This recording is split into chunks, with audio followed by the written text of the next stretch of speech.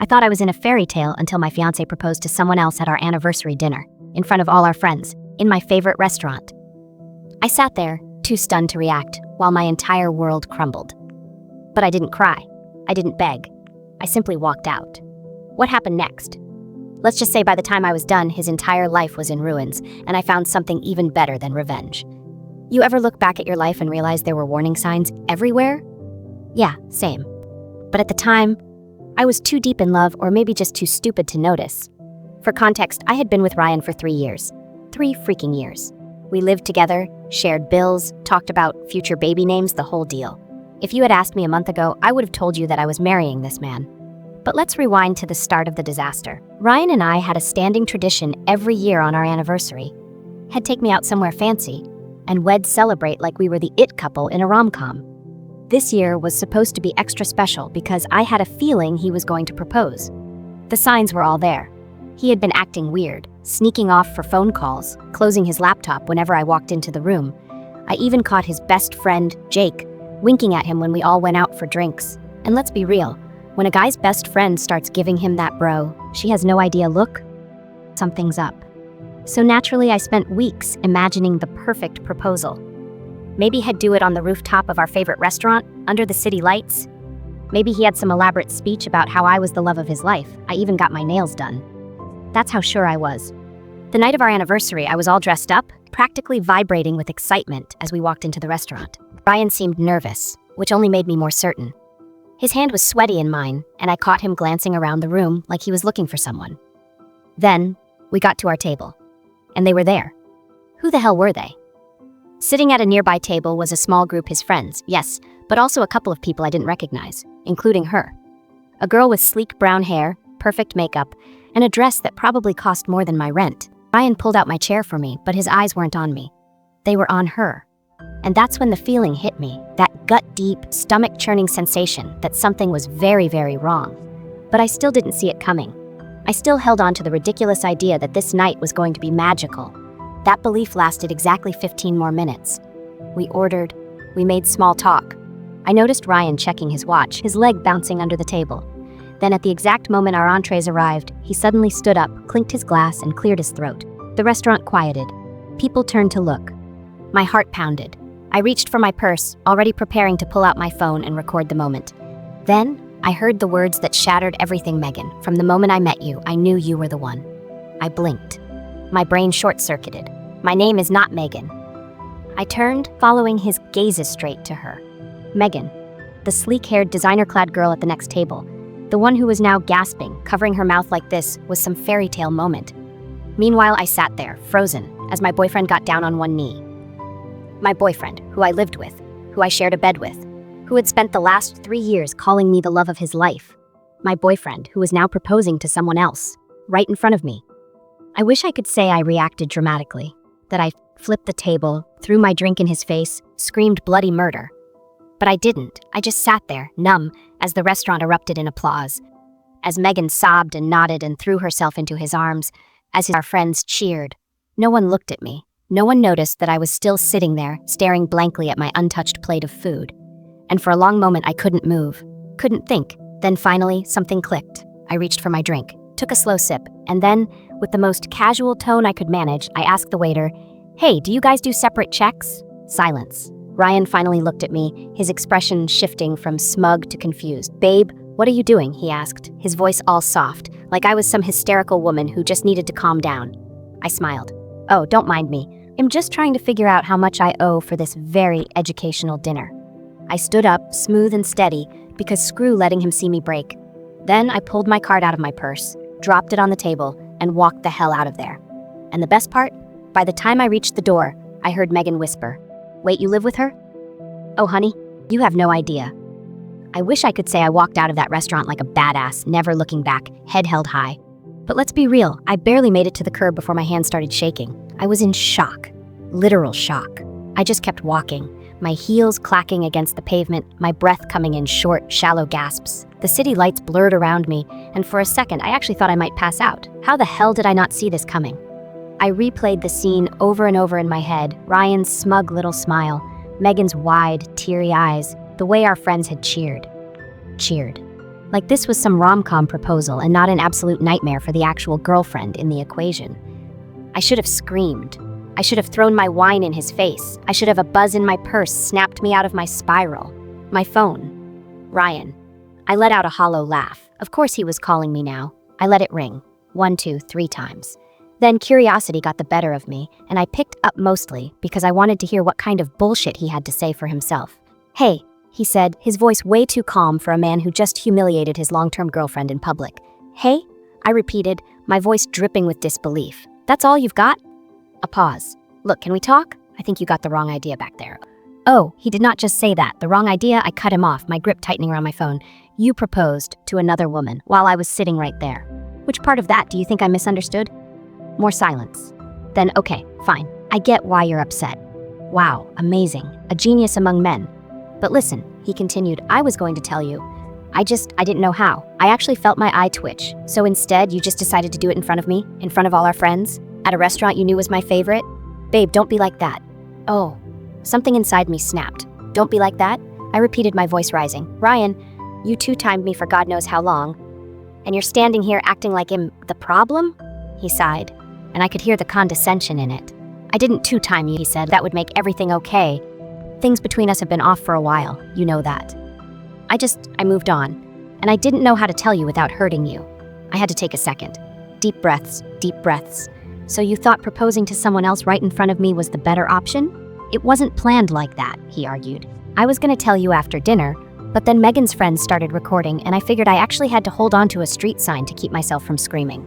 Oh my God. I pinched the bridge of my nose. Do you even hear yourself? You figured what? That it would be awkward to tell me right after, so you just let me figure it out live? Silence.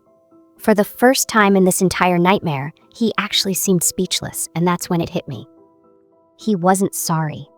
Not for cheating, not for lying, not for humiliating me. He was only calling me now because he was inconvenienced. Because Megan, his new fiancé, just found out I existed. I felt sick. You're a coward, Ryan, I said, my voice eerily calm. A selfish, lying coward. And you don't even deserve to hear me yell at you. So do me a favor, lose my number. And when Megan finally sees through your bullshit, don't call me then either. And with that, I hung up. And then, because screw giving him any more of my energy, I blocked his number. And all his social media. And then I went home. Well, I tried to. But then I remembered we lived together and I had nowhere else to go. I must have walked around the city for an hour before I finally forced myself to go back. By the time I got to our apartment, my feet were killing me, my head was pounding, and my mascara was barely hanging on. I was exhausted. Just so done. But when I opened the door, the first thing I saw made my stomach drop all over again.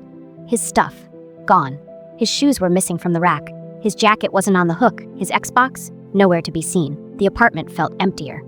I took slow steps inside, scanning the space, my heartbeat climbing with every missing item. He moved out. While I was still at dinner, I made it to the bedroom, yanked open the closet, and sure enough, his side was empty. He was never here. Like 3 years of living together could just be erased in a single night.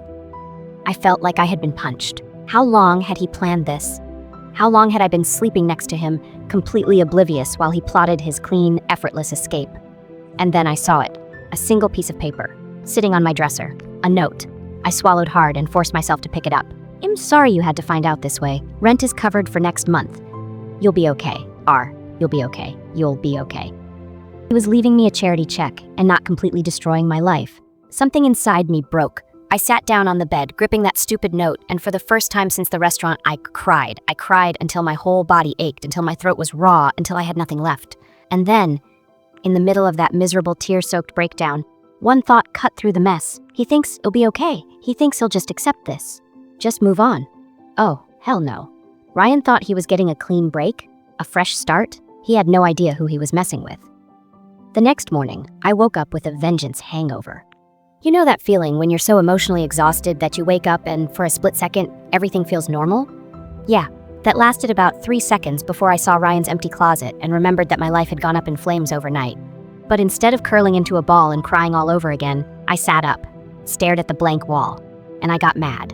Like scorched earth mad. Ryan thought he was some kind of mastermind, that he had this whole thing planned out so neatly.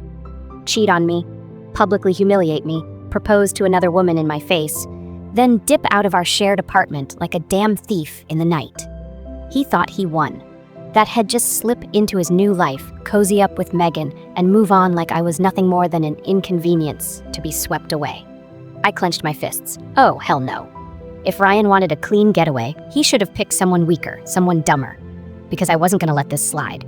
First order of business getting my stuff back. Because apparently, while Ryan had cleared out his things, he had also conveniently taken a few of mine. The expensive blanket my mom got me for Christmas? Gone. The AirPods I paid for? Nowhere to be found. The extra set of apartment keys? He still had them. I could have just changed the locks, but that wasn't enough. I needed something bigger, so I grabbed my phone, took a deep breath, and made a call. To Jake. Now, if you recall, Jake was Ryan's best friend. The same one who had been giving him those knowing looks before the disaster at the restaurant. The same one who had cheered at the proposal. But what Ryan didn't know? Jake had also been my friend before all this. And Jake? He was a talker. The second he picked up, he sounded hesitant. Guilty. Hey, Jake, I said, all fake sweetness. Got a second? A pause. Look, I know what this is about, and I just want to say save it. I cut him off. I don't care about apologies. I just want my stuff back. Another pause. Then what stuff? I rolled my eyes. Don't play dumb. The blanket, the AirPods, my freaking keys. Where is it? Jake sighed. Dude, I don't know Jake, I said, my voice dropping into something dangerous. I swear to God, if you don't tell me where he moved, I will personally make sure every girl on Tinder knows he still wets the bed after drinking too much. Silence. Then finally, Jesus. Okay. He moved in with Megan. I grinned. Thanks, Jakey. You've been a huge help. And then I hung up.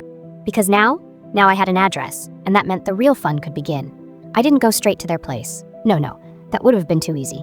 Instead, I spent the next 3 hours meticulously gathering everything Ryan had ever left at my apartment. His hoodies, bagged. His sneakers, in the pile. That stupid signed football jersey he loved? Oh, that was coming too. Then, I got to work on my masterpiece. See, I could have just dumped everything on his doorstep, could have tossed it on their lawn and called it a day. But where's the flair in that? No, I wanted this to be memorable. So I found the biggest, ugliest cardboard box I could. And on the outside, in giant red Sharpie letters, I wrote for Ryan his new side piece. Congrats on the engagement. And then I filled the box with glitter. Because you know what's impossible to clean? Freaking glitter. I loaded everything up, drove to their shiny new apartment, and ever so gently placed the box on their doorstep. Then, with a very satisfied smirk, I rang the doorbell and ran like hell. I didn't have to wait long. Not even 15 minutes later, my phone blew up. First, Ryan. Blocked then, Megan. Now that was interesting. I let it ring, and then just for fun, I picked up. Hello. I barely got the word out before Megan exploded. What the hell is wrong with you? I smiled. Oh, hi Megan. How's the fiancé? Are you insane? Do you know how long it's going to take to clean this up? Oh, I know. That's the point. She made some strangled, frustrated noise. You're acting like a child, and you're engaged to a cheater. I shot back. But sure, I'm the problem here. You need to grow up, she snapped. And you need to invest in a vacuum, I said sweetly. Have fun with the glitter, babe. And then, before she could get another word in, click. Blocked. I tossed my phone onto my bed, let out a deep, satisfied sigh, and flopped down onto my pillows. And for the first time since this whole nightmare started, I actually smiled. Because sure, Ryan had blindsided me, had broken my heart, humiliated me, and shattered the life I thought we were building together. But if he thought he could do all that and just walk away unscathed? Well, he just learned a very valuable lesson. I don't go down without a fight. After my little gift delivery, I figured I was done. I got my revenge. I had my moment. I was free, but the universe had other plans. Because what I didn't expect was that my tiny, petty act of vengeance would be the first domino in the complete and utter destruction of Ryan's brand new life. And I didn't even have to lift a damn finger. It started with a text from Jake. Jake, 9:42 a.m. Yo, I don't know what you did, but shit's hitting the fan over here. I stared at my phone, confused. I hadn't done anything since the glitter bomb. What could possibly be blowing up now? I didn't have to wait long to find out, because 2 hours later, I got another text. This time, from Megan. Megan, 1:11:15 a.m. Did you know Ryan was still on Tinder while you were together? Oh, this was good. I smiled, sipped my coffee, then typed back. Mio, honey, did you think you were special? Because here's the thing about Ryan. He wasn't just a cheater. He was a serial cheater. I had suspicions back when we were together, sure. Little red flags here and there, but every time I brought it up, he gaslit me into oblivion. Told me I was being paranoid, that I had trust issues, that I needed to relax, and like an idiot, I believed him. But Megan found proof. And from the way she was blowing up my phone, I could tell it was bad. She called me next. I let it ring twice before picking up because I'm nothing if not a dramatic bitch. What? I said, all casual. I wasn't living for this moment. You knew, she said, voice tight with fury. Knew what? That he's a lying, cheating, absolute piece of garbage. There it is, the realization. The moment she saw exactly what kind of man she had just said yes to. I leaned back against my pillows, enjoying this. Megan, I said in my most fake sympathetic voice, did you think he magically became a good guy just because it was your turn? Silence. Then I need you to tell me everything. And that was my cue to go full girl. For the next 30 minutes, I gave Megan the entire rundown, the shady texts, the weird late-night work calls, the way he always kept his phone face down. And then, for extra fun, I told her about how he moved out of our apartment behind my back. By the time I was done, she was fuming. That absolute prick, she spat. I can't believe I fell for his bullshit. Oh, honey, what are you gonna do? I asked, genuinely curious. I don't know, she admitted. But one thing's for sure, he is not getting away with this. Atta girl. I hung up, feeling very satisfied with myself. But the best part? I wasn't the one who took Ryan down. Megan did. Over the next few days, I got updates from multiple sources. First, Jake told me that Megan had trashed Ryan's stuff, fully tossed his clothes off the balcony and into the street. Then Megan's best friend DM'd me on Instagram with screenshots because apparently Meg went on a full-blown social media rampage. She posted a photo dump of every shady text, every Tinder screenshot, every lie Ryan had ever told her, tagged him in every single one. And the caption? Engaged? More like entangled. Have fun explaining this, you lying sack of trash. It went viral. Full-on local gossip account viral. And Ryan lost it. I didn't hear from him directly because blocked, obviously, but from what I gathered, his boss saw the posts, his family saw the posts, his mom commented, I raised you better than this, and then unfriended him. Megan dumped his ass publicly in a restaurant because karma is a poetic bitch. And the best part? Megan also kicked him out. So now, Ryan had no fiancé, no apartment, and no one willing to defend him. Meanwhile, I was sipping my wine and enjoying the absolute meltdown unfolding on my timeline. A week later, I ran into Jake at a coffee shop. He looked at me, shook his head, and said, "Dude, you ruined his life." I just smiled. No, Jake. He ruined his life. I just made sure he paid for it.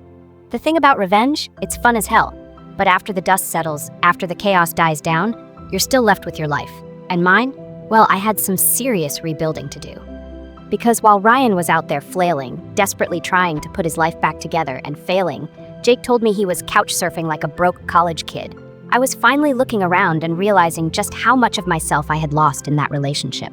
For 3 years, I had wrapped my entire life around him. His schedule, his hobbies, his wants. And now that he was gone, I had to figure out what the hell I actually wanted. Step 1, the apartment. I won't lie, being in that space felt weird at first. It still smelled like him. There were little reminders everywhere. The coffee mug he used every morning, the stupid cologne I used to love that now made me nauseous, the dent in the couch from where he always sat. And for a minute, I thought about moving out, just erasing everything and starting fresh. But then, screw that. This was my home. He had already taken so much from me. I wasn't about to let him take this too. So instead of leaving, I redesigned everything. I bought new furniture, threw out anything that reminded me of him, blasted music while painting the walls a color I knew he'd hate. And by the time I was done, it didn't feel like our apartment anymore. It felt like mine. Step 2, my social life. Now this part was a wake-up call. Because when I started reaching out to people, I realized just how much I had isolated myself while dating Ryan. Half the friendships I used to have, they were gone. Not because anything happened, but because I had been so wrapped up in being Ryan's perfect girlfriend that I just stopped showing up. So I started fixing that. I reconnected with old friends, went out more, said yes to last-minute plans, even when I wanted to say no.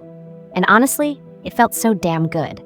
Because for the first time in years, I wasn't worried about texting someone back, or explaining myself, or tiptoeing around some emotionally stunted man-child's fragile ego. I was just living. And it was liberating. Step 3, the final nail in Ryan's coffin. Now, I wasn't actively seeking more revenge at this point. I was over it, moving on, thriving. But sometimes the universe just hands you one last little gift, and mine came in the form of an email. From Ryan's boss. At first I thought it was a prank. Why the hell would this man's employer be reaching out to me? But then I read it, and oh my god, it turns out Ryan had been lying at work too.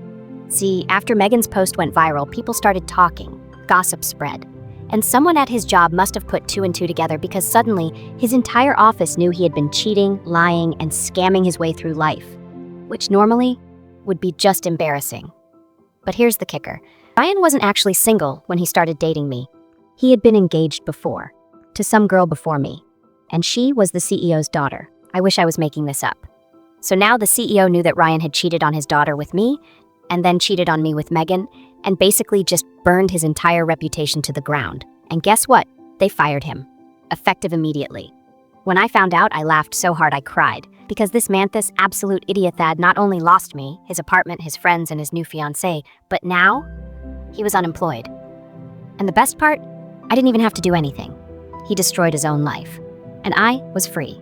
A few months passed, and in that time, I did something I never thought I'd do. I forgot about Ryan. Not completely, of course. He was still a cautionary tale, a lesson learned, a do-not-repeat mistake burned into my memory. But he wasn't this constant weight pressing down on me anymore. He wasn't the first thing I thought about in the morning or the last thing before bed. I had new routines, new habits, new people in my life. I was finally happy. And that was the real win. Of course, because the universe has a twisted sense of humor, that's when Ryan decided to come crawling back. It started with an email because, remember, I had him blocked everywhere else. It was short. Pathetic, really. With subject, can we talk? Hey, I know I probably don't deserve a response, but I just wanted to say I'm sorry. I screwed up. I've lost everything, and I just wanted you to know I never meant to hurt you. I don't expect anything. If you ever want to talk, I'm here. I stared at the screen for a long moment, then I clicked delete. No response, no closure conversation, no one last talk. Because here's the thing, he didn't deserve it. He didn't deserve my time, my energy, or even a single word from me. He made his choices, and I made mine. A few weeks after that, I had a date. My first real date since Ryan. And yeah, I was nervous as hell.